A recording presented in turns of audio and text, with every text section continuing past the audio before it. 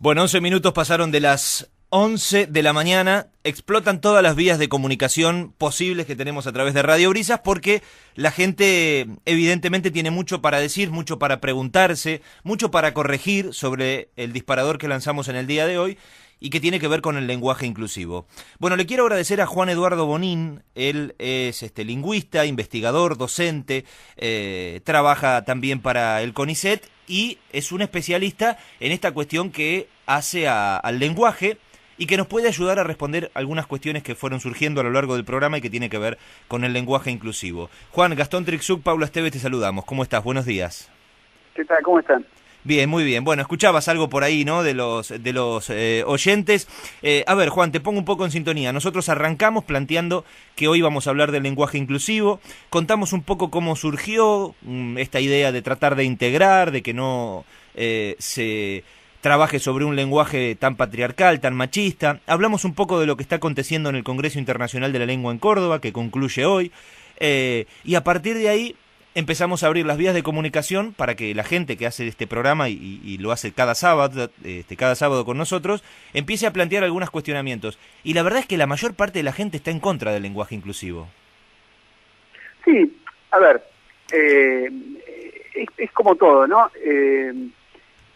La propuesta de lenguaje inclusivo nace, o mejor dicho, toca dos fibras que son muy sensibles de todos como personas, ¿no? Por una parte, lo que llamaríamos nuestras ideas acerca del género, ¿no? Es decir, el gran problema de lo que viene a cambiar, lo que viene a cuestionar esta propuesta de la famosa E, es justamente una distinción binaria entre varones y mujeres, ¿no? Eso se ha resolvido bastante fácil, porque seas estimados, y más o menos lo solucionado. El problema que viene a enfrentar esta propuesta es justamente con la posibilidad de que existan otros géneros que no son varón y mujer. Y ahí es donde toca una fibra muy sensible, porque hay gente que dice, no, mirá, los seres humanos somos varones y mujeres, yo respeto los derechos de todos, los derechos de todas, pero no me vengan con ninguna otra opción. Esa es una cosa. Sí. Y por otra parte, o sea, la otra ideología o las otras ideas que toca, además de la de género, son las ideas sobre la lengua. Porque todos nosotros como hablantes, digamos, nacemos hablando una lengua, la lengua forma parte de lo que nosotros somos, de nuestra identidad.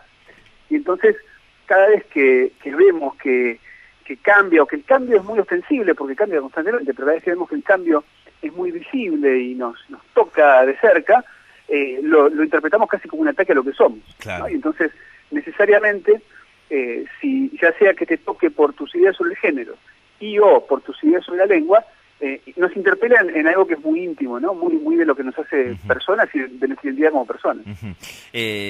Coincidís un poco con lo que nosotros planteamos al principio del programa, que esto va evolucionando, se va desarrollando, esas cuestiones que trasladan desde la sociedad a las altas autoridades en el área que corresponda, con el tiempo van generando cambios. Nosotros escuchábamos en la apertura del programa una postura con respecto a este tema, entre tantas, pero por ejemplo la postura de Alejandro Dolina. 8 meses después, ayer se levantó para aplaudir a Claudia Piñero, a la escritora, después de su discurso, que fue uno de los más emotivos de este Congreso Internacional de la Lengua, y rescatábamos esto, la capacidad del tipo de en 8 meses rectificar lo que él pensaba hace 8 meses atrás. O sea, que esta construcción es como que estamos en este momento, ¿no? Todos haciéndola juntos, esperando que pueda tener un desenlace feliz.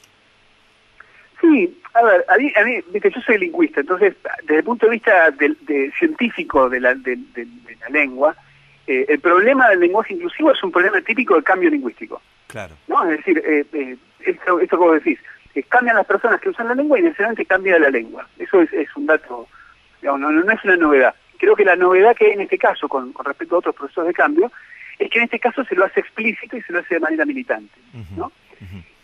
Ahora, también es cierto, creo que hay dos cosas con esto, porque la denominación lenguaje inclusivo es muy canchera y es muy ganchera, sí, pero también es un poco taposa, como toda denominación, porque por una parte te hace suponer que, o muchos lo critican, no te hace suponer, pero muchos lo critican diciendo, no, la inclusión es otra cosa, es combatir la pobreza, etcétera, lo cual es completamente cierto.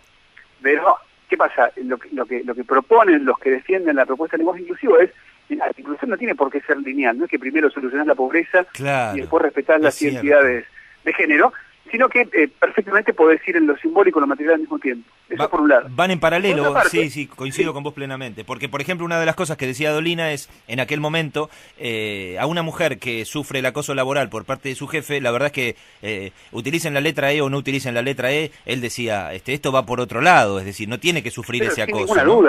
Sin ninguna duda, pero no tiene sentido suponer que tiene que ser un proceso lineal.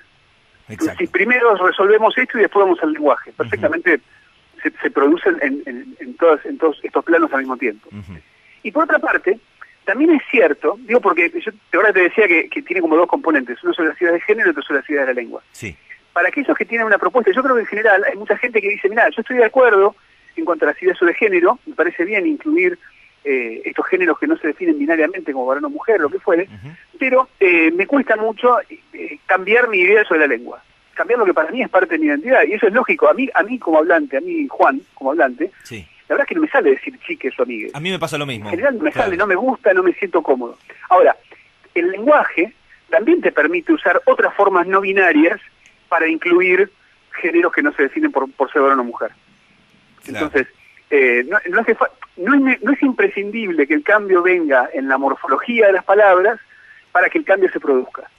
Exacto, entiendo. Entonces, ahora, vos podés decir, por ejemplo, en vez de decir los hombres o los hombres y las mujeres, podés decir los seres humanos. En vez de decir los asistentes, podés decir las personas que vinieron. Y perfectamente estás usando denominaciones que no se resuelven en ese binarismo entre varón y mujer. Claro, entiendo perfectamente, y tratás con las herramientas que ya tenemos constituidas y que, digamos, están aprobadas, en este caso por la RAE, a partir de ahí tratás de construir una frase sin discriminar a nadie, tratando de incluir a todos y sin hacer ruido, ¿no? Como suele ocurrir. A propósito, Juan, ¿qué opinión te merece la RAE y esto de los tweets que lanzó el año pasado diciendo que no había ninguna forma posible de incluir la E en nuestra lingüística, y que a propósito de este Congreso Internacional de la Lengua, el propio presidente de la RAE dijo, bueno, mirá, si el pueblo lo adopta, nosotros lo vamos a incluir, no nos va a quedar otra? Sí, a ver, para mí el problema es mucho más básico, que es, ¿por qué nosotros le tenemos que estar pidiendo permiso a la Real Academia Española, repito, a la academia que depende de la realeza de un gobierno extranjero, para ver cómo tenemos que hablar? O sea, todo el aparato, hay un par de notas que escribimos con una colega sobre este tema, imagino por eso lo decís. Sí, sí. Todo este tema de la RAE, si permite, no permite, si el diccionario, si la gramática, si la ortografía, si deberíamos decir que nos sacamos un selfie o si usamos el ratón del ordenador, lo que corto fuere, son modismos opciones que usa cierto grupo de hablantes y que la RAE, la Real Academia Española, insisto en esto, decide que es la variedad prestigiosa que todos deberían adoptar.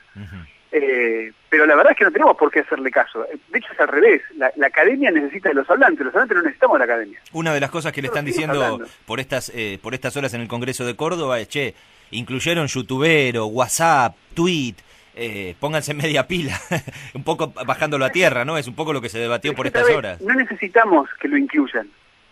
Es más, no creo que ninguno de ustedes ponga tweet con U y con I latina, ni digan que se sacaron un selfie no, para nada, en la de final. Para nada. Porque no lo necesitamos, porque la academia, a ver, el negocio de la academia, ustedes saben que todo el aparato, todo lo que son las industrias de la lengua española, reportan a España, como política exterior, reportan un 16% de su PBI, según un informe de la Fundación Telefónica de hace un par de años.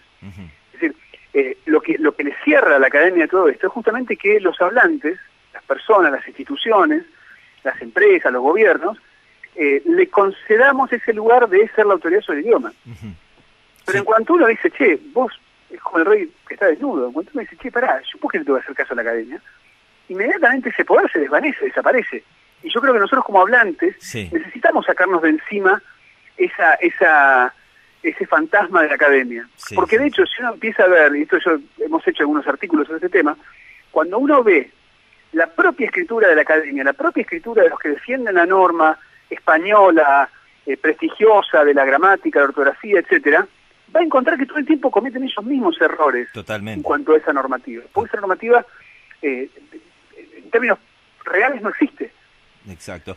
Vos sabés, Juan, que ahora te va a añadir alguna pregunta mi compañera Paula Esteve también, pero un poco haciendo los deberes, como digo habitualmente, y buscando algo de información para tratar de aportarle ideas concretas a los oyentes, planteábamos esto de este momento que estamos transitando y de algunos acontecimientos. Tal vez tenés o no alguna información a propósito, pero es decir, muchos se preguntan qué va a pasar con esto. Bueno, futurología no podemos hacer, pero sí hay algunas situaciones puntuales que se dieron, como por ejemplo a través de la Academia Sueca, que lo que hizo es meter en su glosario de referencia el pronombre neutro gen, que se escribe con H, que se usaba desde hace ya muchas décadas entre los distintos colectivos feministas y que fue adoptado también por la comunidad transexual.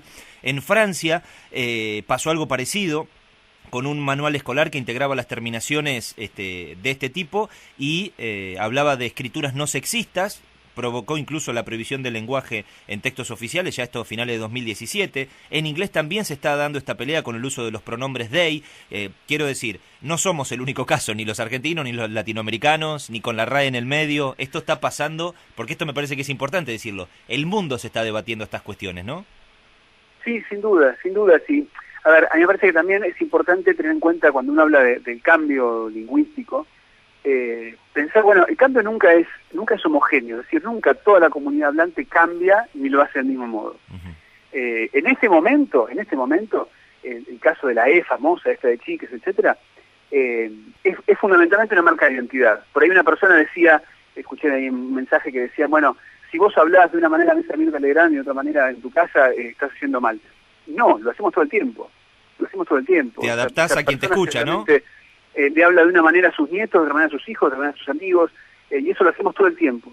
Eso es parte de lo que nos permite conducirnos, porque si yo hablara en la cancha como en el trabajo, me matan, tendría problemas, tendría sanciones por la comunidad lingüística que reconoce que esas normas no son adecuadas para esa situación. Es cierto. Entonces, el hecho de que ahora se empiece a incluir la problemática de género en general y del género no binario, de esta concepción no binaria de género en particular, en las discusiones sobre el lenguaje, para mí es muy importante, aunque es cierto que el resultado todavía no lo sabemos. Uh-huh. Hacia dónde va a ir no sabemos. Si de acá a 10 años va a desaparecer el género gramatical binario del español, yo realmente me cuesta pensar que eso va a ser así. Ahora, que se va a extender o que ya está extendido, sobre todo en ciertas comunidades y en ciertos contextos, no hay ninguna duda. Juan Eduardo, buen día. Mi nombre es Paula Esteve. ¿Cómo estás? ¿Qué tal? Buen día, Paula. Juan Eduardo, la persona que comentó que yo si iba a la mesa de Mirta Legrand iba a hablar de una manera, pero si me iba a la cursada de la carrera que estoy cursando iba a hablar de otra manera, era yo, y por supuesto hubo voces en contra de esto, ¿no? Pero a mí me parece que tal como lo estás reforzando vos ahora, es una cuestión también de empatizar, también de poder acomodarse al contexto, a las personas. Si yo estoy con personas muy grandes o que me dividen 2, 3 generaciones, hablarle con la sería querer imponerles algo. Si estoy con chicos más chicos, hablarles de todos cuando sé que hay muchos que están buscando su propia identidad de género, también me parece que es imponerles algo. Entonces digo, ¿por qué nos cuesta tanto? Quizás esto se lo tendría que preguntar a un sociólogo, pero digo, ¿por qué nos cuesta tanto poder surfear esta ola, adaptarnos? ¿Por qué encontramos respuestas tan desde un lugar de tanta superioridad, como lo decía en su discurso Claudia Piñeiro, con tanta prepotencia con respecto a este tema? ¿Tenés alguna noción? Sí, coincido con vos y creo que esas preguntas son muy importantes. Por una parte, esto que te decía hoy, ¿no? Que este tema interpela como 2 aspectos muy clave de nuestra forma de ser sujeto, de ser persona. Entonces, la lengua para nosotros es como la piel, ¿no? Es algo que tenemos desde siempre. Nunca te preguntaste cómo es mi cuerpo sin piel, y vos tampoco te preguntás cómo soy yo sin lengua. Uh-huh. Si para vos forma parte de lo que vos sos, ¿no? No es algo externo. Entonces, cada vez que aparece una discusión de estas, y esta en particular, es como si fuera un pinchazo en esa piel. Es algo que te hace notar que tenés la piel ahí. Uh-huh. Y esa para mí es la clave. Lo que hace estas discusiones es mostrarnos que eso que consideramos natural y parte de nosotros, en realidad es cambiante y se construye socialmente y se debate y no necesariamente va a ser, o todo el mundo lo va a interpretar como yo lo interpreto. Uh-huh. Y eso me parece que es una de las claves de este debate. Uh-huh. Y la otra clave, que también es importante, es la lengua. Esto lo decía un señor francés, la lengua es fascista. ¿Qué significa que es fascista? Qué frase, siempre de hablar, quieras o no, de un modo u otro, pones en escena una manera de organizar y de conocer el mundo, ¿no? Entonces, siempre, hables con la A, hables con la O, hables con la E, hables con la X, hables como hables. Siempre impones una manera de ver el mundo, aunque vos no quieras, porque no es algo que dependa de tu voluntad, sino que al hacerlo, no sé, si bueno, compañeros, vamos a hacer tal cosa, y uno te puede decir, no, ¿cómo compañero? Yo no soy compañero tuyo, yo no soy... te podrá decir, che, papá, me cansaste, vos decís, ¿cómo papá? ¿Cómo me decís de esa manera? ¿Qué te parece? Necesariamente, siempre cuando hablamos, por la estructura propia de la lengua, imponemos o construimos una manera de ver el mundo. Y esa manera de ver el mundo siempre, necesariamente, va a entrar en conflicto con otras. Es decir, esa idea de que la lengua nos permite comunicarnos armoniosamente, qué sé yo, es imposible. Es imposible. A lo sumo, lo que sí necesitamos, y por eso para mí es tan importante todo este debate, porque nos permite poner en escena las ideas de la lingüística en ese discurso, que es a lo que yo me dedico, es decir, mirá, como la estructura de la comunicación humana tiende a ese conflicto, si uno parte de ese conocimiento, si nosotros decimos que, mirá, yo sé que la estructura discursiva va a ir hacia el conflicto, entonces podemos tratar de entender otras estrategias para evitarlo, o para morigerarlo, o para negociarlo. Pero necesariamente la lengua se percibe, el habla de uno se percibe como impuesto al habla de otro. Juan, ha sido un placer enorme escucharte, te agradecemos un montón que esta mañana te hayas sumado para toda la audiencia de Radio Brisas. Ya estaremos dándole difusión en redes sociales también a esta nota, porque bueno, evidentemente es uno de los temas actuales en la sociedad argentina, y la verdad es que ha sido muy claro en tus conceptos. En algún momento volveremos a convocarte para charlar con nosotros. Gracias. Cuando quieran, es un placer y bueno, gracias por llamarme. Muchas gracias. Un abrazo grande. Juan Eduardo Bonín, él es lingüista, investigador, docente, trabaja para el CONICET. Un súper panorama nos dio de lo que está aconteciendo en Córdoba con este Congreso Internacional de la Lengua, lo que es el lenguaje inclusivo, de dónde viene, hacia dónde va. Así que empezamos de a poco a responder, Paulita, alguna de esas dudas de los oyentes que nos están bombardeando a mensajes. Tengo un mensaje precioso antes de la tanda, que dice: buen día, bella gente, se produce un revuelo fenomenal, pero hay que pensar en una lengua viva. ¿Se imaginan cuando se fue modificando a través del tiempo el idioma? Piensen en el Quijote. Para que un estudiante hoy lo entienda, hay que traducirlo, y pone entre comillas, no sé si lo voy a pronunciar bien, non fullades cobardes civiles criaturas, un solo cavaliere, os va a cometer. Amor, respeto, tolerancia, información, dice Aurora. Y todo eso es lo que estamos aportando en este programa. Sabático, un claro ejemplo de que todo es posible. En Sanitario Santiago cumplimos 30 años y ahora también somos gas y calefacción.